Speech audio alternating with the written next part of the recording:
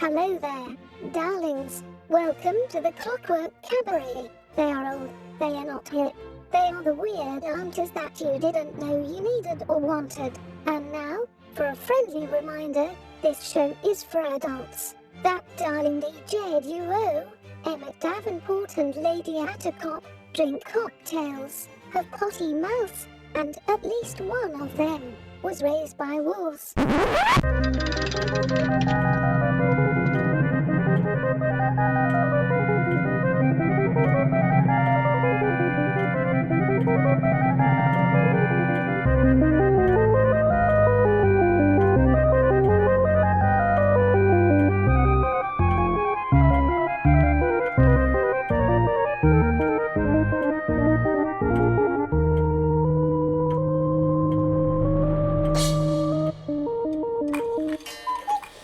And with the sound of the cuckoo, you know that it is time for the Clockwork Cabaret. Hooray! I am Emmett Davenport. And I am Lady Attercop. Wow. Oh, we just seemed to be we were very dramatic there for a minute. I was like, and this is our real voiceover work. This is completely how we talk in real life. This is my radio voice. Oh, is that your radio voice? And then this is also my normal voice. Oh, yes. We're very casual at all times. Casual, here. Conversational show. This Clockwork of Cabarets. Yes. As everyone who has listened to it knows. That is not true. I'm always a consummate professional who has never mispronounced anything. No, well, and also, when Claude Davenport and I started this Clockwork of Cabarets many, many years ago, one of the things that we had discussed was that did we want to have accents and put on airs and do this? The answer was yes. We did. The answer was yes, but then we also went, but the longevity. Like, do we think we can maintain that for any great length of time? And we both realized that no, we cannot. It was in fact in very short order. Same with how we wrote scripts for the first 2 episodes of the original Clockwork Cabaret, and then went, what are we doing? Bless your hearts. Threw those out the window because that was ridiculous. Because for one, we don't have any time. Yeah. And that takes time. Yes. That's a time. We had no time. We don't get paid to do this. If this was our only job, then yes, we'd totally have written all sorts of adventures and scripts and fun things, but because we have other lives, no. No, we have no other lives. Our lives consist only of this show. I would like that, honestly, as someone who has multiple jobs.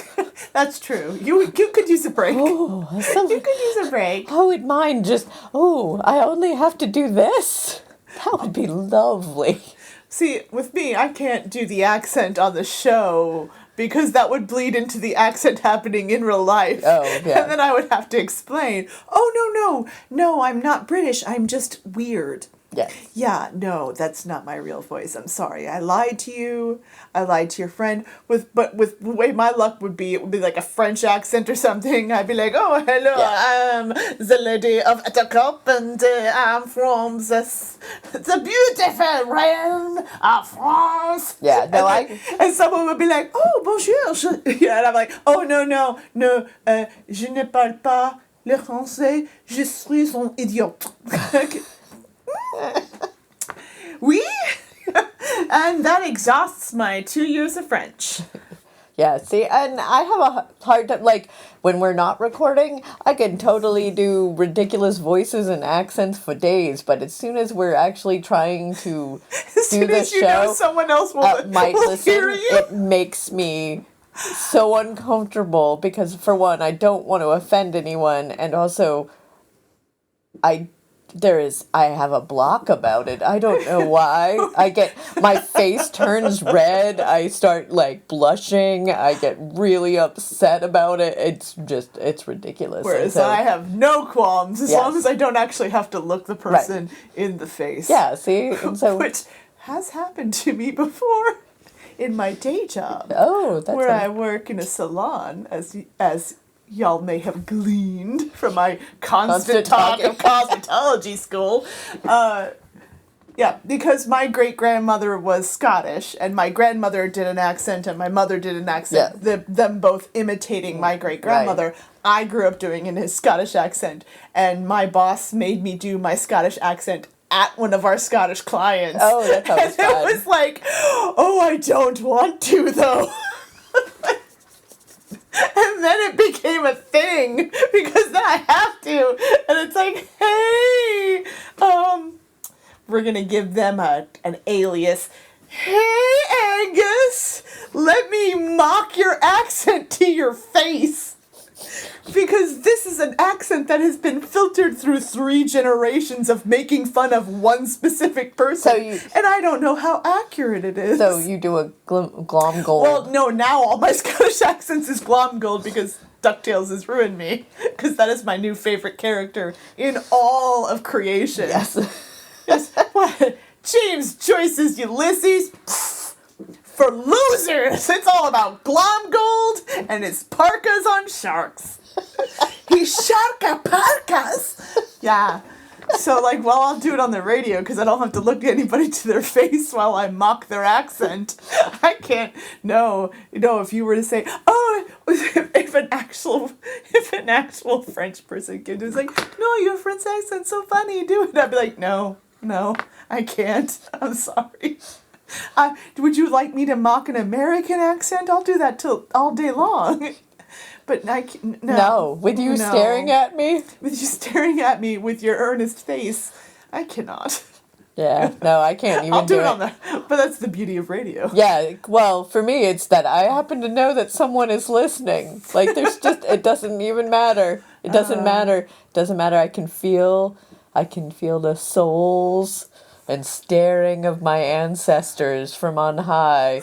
And your French ancestors. Yes. You guys said the French accent. Yes, yeah, and it causes me physical pain. Like, I just can't do it. It makes me uncomfortable. I would say that I would love to. I don't know where you get that from, but I know where you get that from. Yes. Your great-grandfather. Patu, Spitz. I don't know. I think I might be blending my ancestors into there. They were Belgian. They were not French. No, and they did not speak French. They were Dutch. Yeah. But I can't do a Dutch accent. No. I don't know what that sounds like. I don't. I mean, I've heard it because I was there before, but... Well, I've heard it out of my great-grandmother's voice. Out of her voice. Out of her mouth. Yes. But mostly she would say things like, "Here, you are killing me!" So it's not... And she would call my mom Ruthie, and my mom's name was not Ruthie. Oh.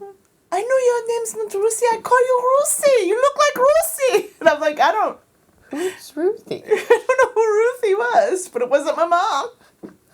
That was the same great-grandma that told us about how her dad murdered somebody with an axe, and then laughed if we asked if he got arrested. Oh. Yeah. I'm assuming that's a no? That was a no, yeah. No, because she was murdering her... My great-great-grandpa, her dad was murdering her mother's lover. Oh. You know how you do, with an axe. And apparently, no, that was perfectly legal. Oh. World War I messed up a whole generation of people. Oh. Yes, because when you think these are people who survived, you know, the original German invasion the first war of France and Belgium. What was known as the Trench War. Right, yeah. That was known as the Great War because they thought the war to end all wars. Yes. With all of the trenches and the choking on all of the various gases. Orange. And the first use of submachine guns. Yes. Yeah. Yeah, it did a real number on a generation there. Yeah. I'm not sure. Oh no, he didn't get arrested. That was legal. not really I sure it turned to helped. German. Yeah, I'm not really sure it helped the rest of the next generations either. No, because then we had World War II. Yes, but well, also You just, know. the children of the people who had gone through that. Some of the people who had gone through that was like, that stunk. But what if we did it right this time with a lot more genocide? Wouldn't that be exciting? No. And the answer was no, it wasn't. No. History is terrible. It's terrible. It's full of awful things and broken people. Oh. Wow, We this will is now imitate. a... Hello, I am random villager from Germany. I don't know where I'm going with this. This show used to be a thing about... I don't know what we did. What did we do on this show?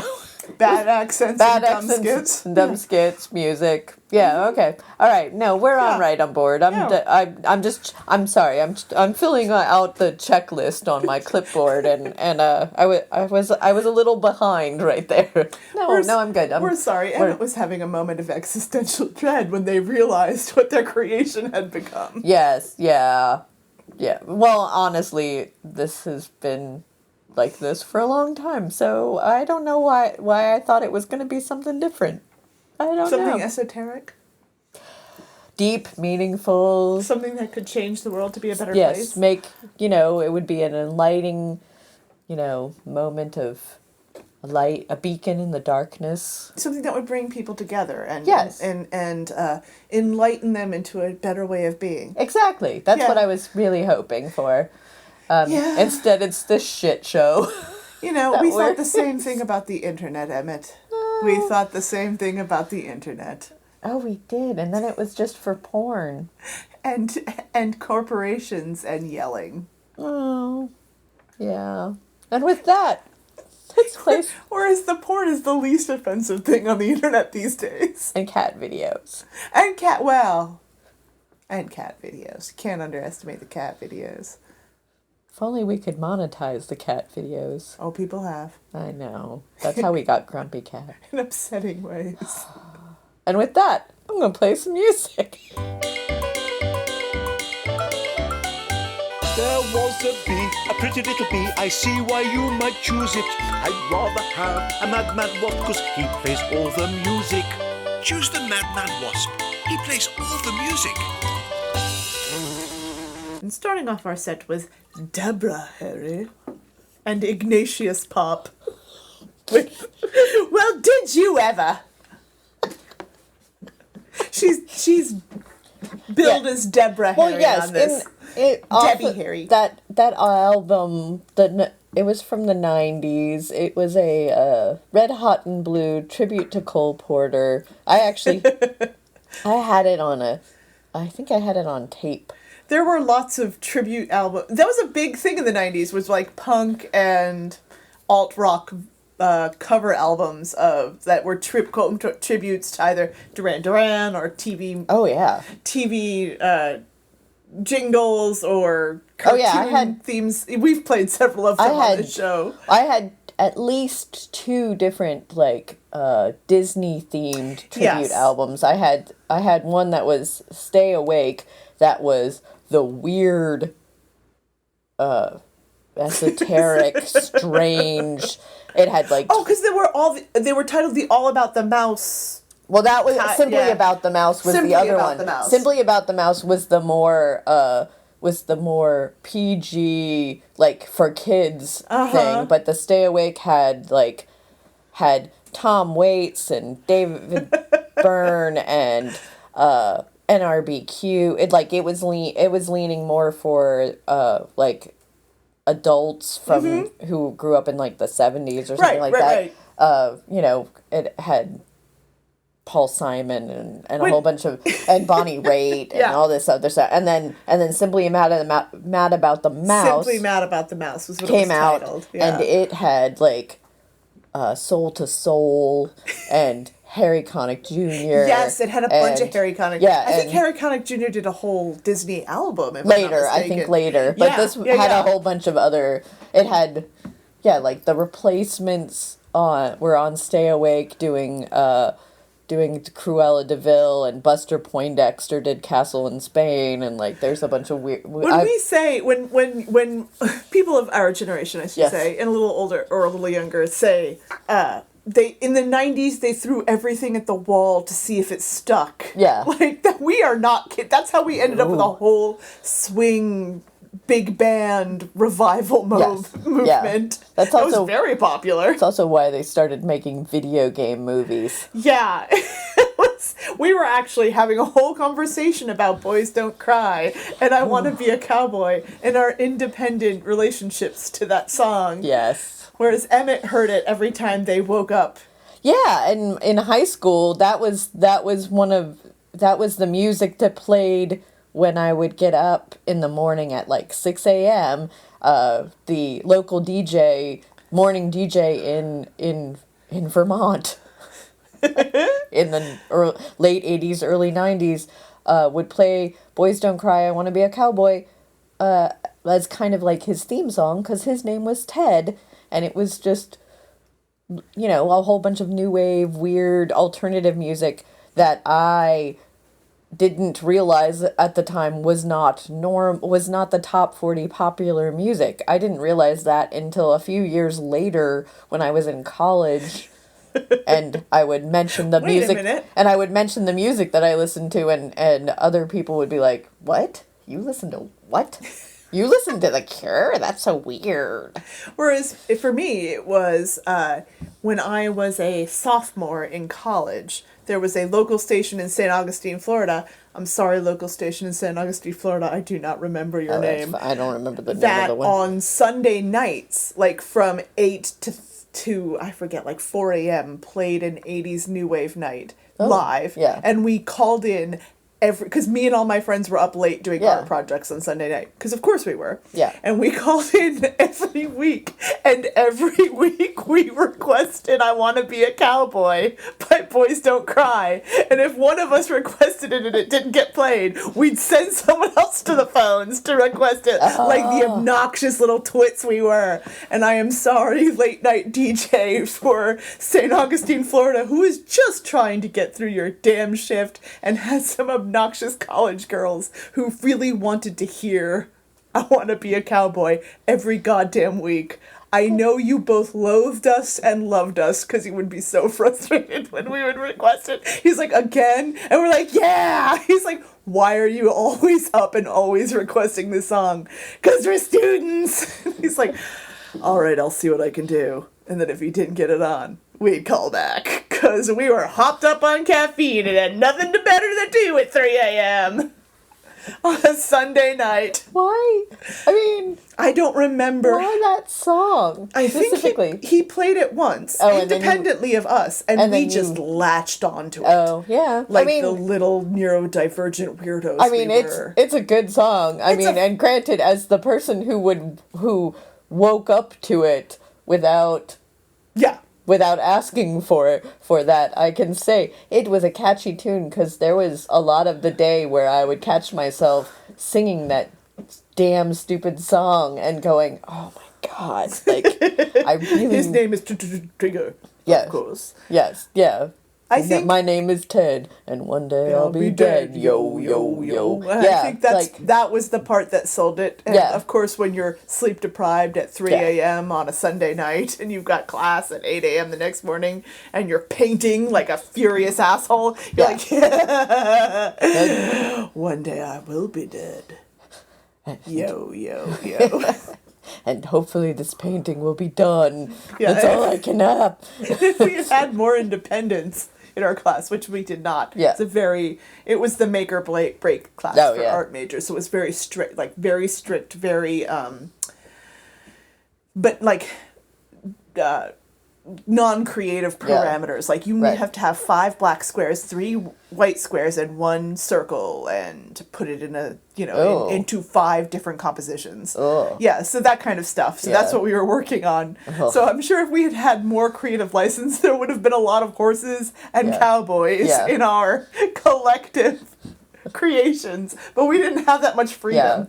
No, I definitely there was a lot of well, that was one of the weird things where looking back and going, oh yeah, I listened to a lot of new wave and what would be considered like alternative music without even realizing that that's what I was listening to. I assumed it was top 40 or popular music simply based off of what I was listening to on the radio. Because you were hearing it a lot. Yeah, because I would hear it all the time. I did not realize that that's not what other people were listening to until I moved far away.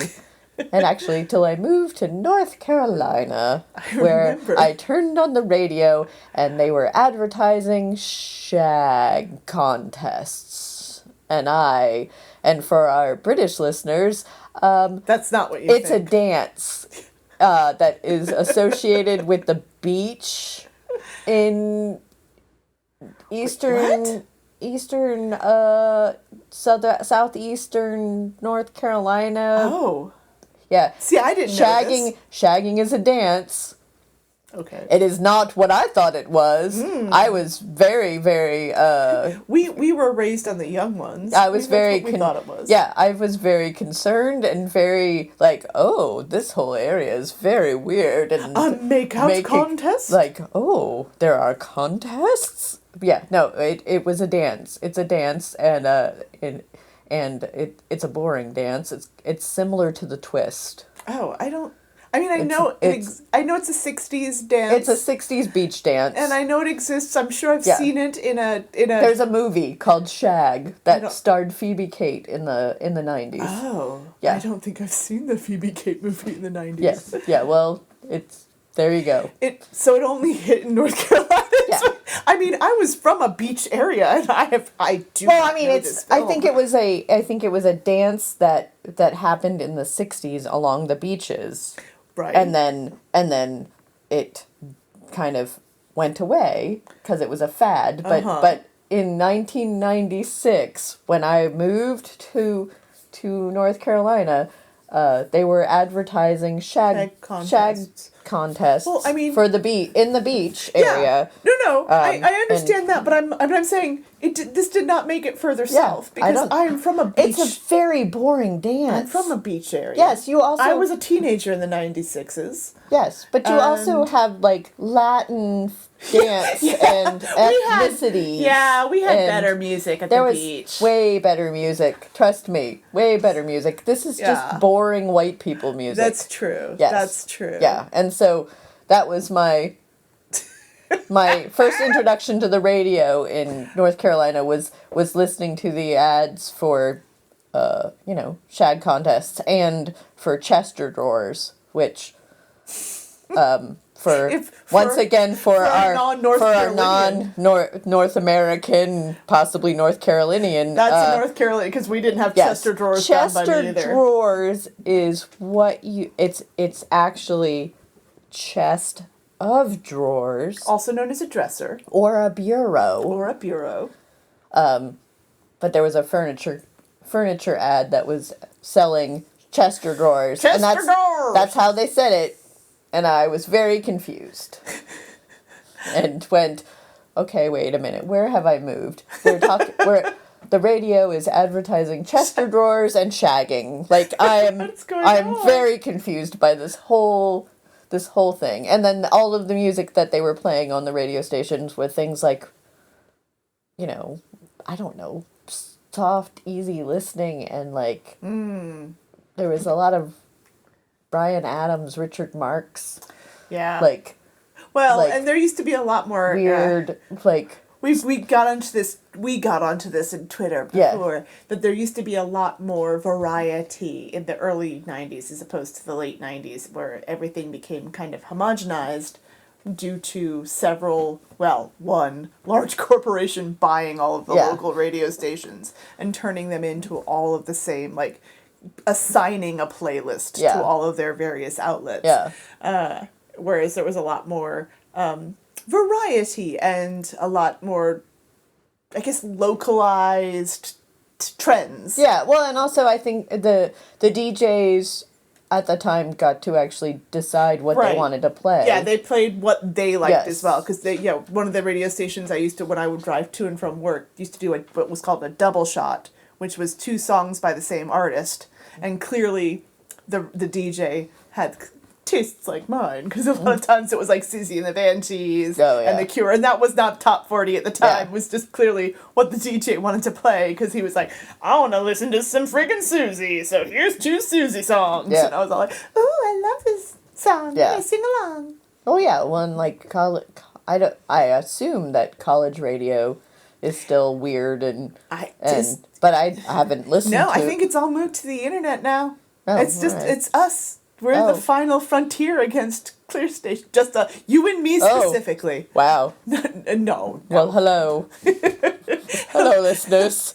Hello, dystopian future. We are now Oh. the taste makers. Oh, I feel both honored and ashamed that if we are the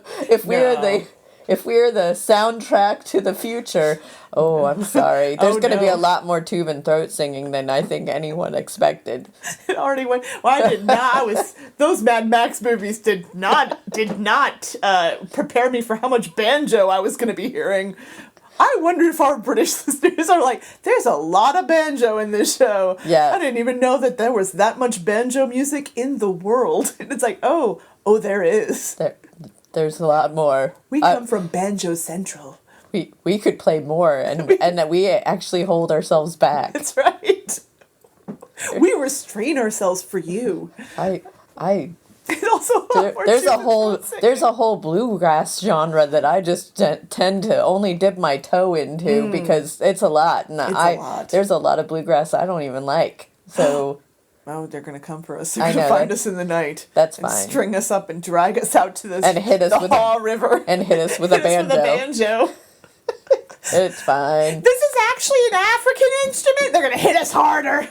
Yeah, Did you know Billy Connolly plays it? Ah! Yeah, it's gonna be. Yeah, They keep beating us until we get a mouth harp and get in line. it's okay. It's okay. No, I appreciate bluegrass. I just there is There's a a lot of limit. it. There's a limit to how much I can listen to. There's a lot of genres that I feel that way about, where I appreciate the music of it. I just don't want to listen to it more than Yeah. once every now and then. Yeah, but you know that you never know what you're gonna like. Yeah. You never know what you're gonna Yeah, discover. and listening to radio is a really great way to hopefully discover things that you never would have listened to on your own. Like, say, I don't know, Mad Wasp Radio? Yes. Oh. That was so effortless. I'm actually proud of it. I know I thumped the table and ruined the effect, but we Yeah. don't often shill well. So what we No. do, we have to actually stop the shilling to pause to appreciate ourselves and be like, did you hear? Which honestly kind of ruins the whole shilling aspect, but that's fine. That's part of. how good that transition was, though. Yeah, that was great. No, we've ruined it by explaining it. I know. It's like the dad joke of everything. That's what makes it good. Oh, is that? It's meta now. Oh. We've made it meta, so Okay. now it's clever. It's and like- it's not blatant capitalism. Oh, it's like breaking the fourth wall. Yes, because we have acknowledged what we're doing. We're now just not blatant capitalists that are destroying the world one tiny microtransaction transaction at a time. No, we're wry, witty commenters on the fact that things are destroyed. Capitalism is destroying the world. And with that, we will play some more banjo and ride into the future. And then we'll bring us all into the Mad Max dystopian future. Fewer Australian accents, more Southern accents. Oh, yes. I did get an Australian injection. That sounds really perverted. I got my flu shot this weekend, and it was an Australian brand. Oh. And I was halfway tempted to call the pharmacist back and be like, yeah, no, my arm feels fine where I got the injection, but I've got this weird side effect that I'm talking like this now. Mr. Carter. I don't know I don't know where this came from, mate. I Now all of a just sudden I don't. talk like Rocco from Rocco's Modern Life. I feel like I should call Tiger with TT and maybe see if he's got something for me. You know, he's filming in America now. I don't know if I sound like I could be on his show, but I'm willing to. You know, I'm willing to Give it a go. I'm willing to give it a go. That's a thing. I'll fly to Australia for this. Sure. Hello, Australian listeners. I'm so sorry. I know you're out there because you contact us regularly. We love you. We really do. And I'm very sorry that I've mutilated your fine people's accent. You can send your best American accent back at me, and I will not be insulted. I will laugh. And as the proud people of Canada, I would like to say sorry. Sorry to the... I didn't even insult the Canadians. Now you gotta bring the Canadians into it. I just felt like we should just No, now I can't. blitzkrieg everybody. No. Canadians all sound like Letterkenny. Australians all sound like Rocco's Modern Life and or Taika Waititi's various characters. Yes. And the Brits all sound like... Winston Churchill. Winston Churchill? No, I don't know. What does Winston Churchill even sound like? I don't even remember. The Queen! Ian McKellen. No, I don't. There's worse people to sound like than Ian McKellen. He sounds like Gandalf, I guess. Yeah. So always, all British people sound like Gandalf. They're just shouting at each other that they cannot pass at every sidewalk and every... They're all... No one can get anywhere. It's a mess. It's a mess down there. Over there. Probably. I don't know. I'm sorry. I insulted... So we got the French. We got the Belgians. I insulted my people. Yes. We got the Germans. We got Scottish, Canadians, Canadian, Australians. Okay. Definitely... Oh, we need to make someone of Americans. Okay. I can do Jersey. It's like, hey, this is the Clockwork Cabaret. And like, you better listen to it. I'm just saying, you listen to it, or else maybe something happens to your family, you know? Okay, yeah. Not that something will happen, but something might happen. You don't want that. You don't want that. You want to listen to the show. You're like, who can I insult? I don't know. Lobster. Lobster. That's where you're from. Chowder. It's wicked. It's a wicked pisser outside. There you go. I'm gonna park my car in Harvard Yard. There you are. Everybody. Got them all. That's all the people in the world. It's not, but those are all the people we can make fun of without being really... Probably Minnesota? I like to go to Minnesota. I would like some chowder in Minnesota. I don't think they eat chowder in Minnesota. They got a covered... Oh, I got a covered dish. Oh, you got a covered dish? I gotta turn it into New York. I'm gonna put it on a duvet. I'm gonna put a duvet cover on my bed. I keep going back to Jersey. And I'm gonna go to Fargo. I keep going back to Jersey like, I got a covered dish. I got your covered dish right here. It's like, oh no, that's a threat. And with that, this has been the Clockwork Cabaret. She is Lady Attercop. And they are Emmett Davenport. And it's not work we do. It's love and banjos. We interrupt this programme to bring you an urgent news flash.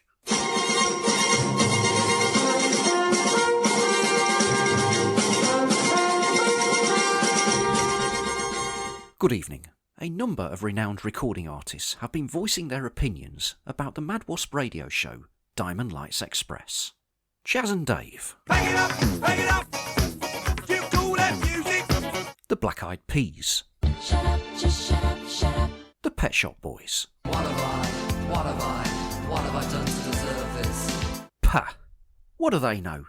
Tune in fortnightly every other Wednesday at 8 PM and find out for yourself. That is the end of this news flash.